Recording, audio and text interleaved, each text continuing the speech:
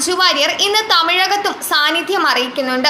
തിരക്കുകളിൽ നിന്നും തിരക്കുകളിലേക്ക് പോകുന്ന മഞ്ജു വാര്യർ എമ്പുരാന്റെ വിജയത്തിളക്കത്തിലാണിപ്പോൾ. ഓൺ സ്ക്രീനിലെ പോലെ തന്നെ ഓഫ് സ്ക്രീനിലും മഞ്ജുവിനോട് ആരാധകർക്ക് മതിപ്പുണ്ട്. എല്ലാവരോടും സൗമ്യമായി പെരുമാറുന്നയാളാണ് നടിയെന്ന് സഹപ്രവർത്തകരും ആരാധകരും പറയാറുണ്ട്. മഞ്ജുവിന്റെ സിമ്പിൾ ലുക്കും ഏവർക്കും ഇഷ്ടമാണ്.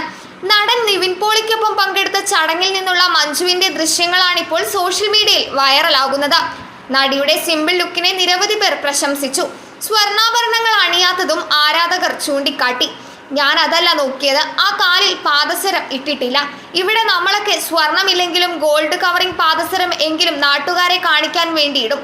എല്ലാം ഉള്ളവർക്ക് ഇടണ്ട, ഇല്ലാത്തവർക്ക് ഇടാനും പൂതി. ഒരു ആരാധികയുടെ കമന്റാണിങ്ങനെ. ഇങ്ങനെയൊക്കെ വരുമ്പോൾ ചേച്ചിക്കൊന്ന് ഒരുങ്ങിയൊക്കെ വന്നൂടെ, എങ്ങനെ വന്നാലും അടിപൊളിയാണെന്നാണ് മറ്റൊരാളുടെ കമന്റ്. സ്വർണ്ണാഭരണങ്ങൾ ധരിച്ച് മഞ്ജു വാര്യരെ അപൂർവമായ പൊതുവേദികളിൽ കാണാറുള്ളൂ. അതേസമയം തന്റെ സ്റ്റൈലിങ്ങിൽ നടി ഏറെ ശ്രദ്ധിക്കാറുണ്ട്. എപ്പോഴും സിമ്പിൾ ലുക്കിനാണ് മഞ്ജു വാര്യർ പ്രാധാന്യം നൽകുന്നത്.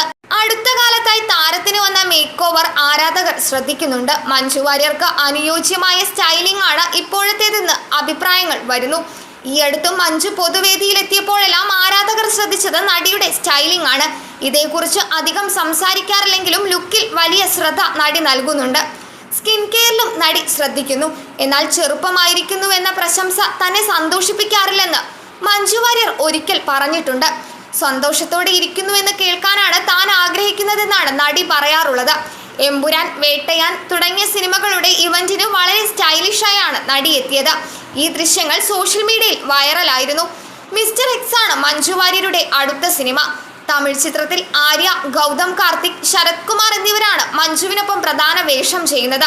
നടിയുടെ പുതിയ സിനിമകൾക്കായി കാത്തിരിക്കുകയാണ് ആരാധകർ. മഞ്ജുവിന്റെ പുതിയ മലയാളം സിനിമകളൊന്നും പ്രഖ്യാപിച്ചിട്ടില്ല.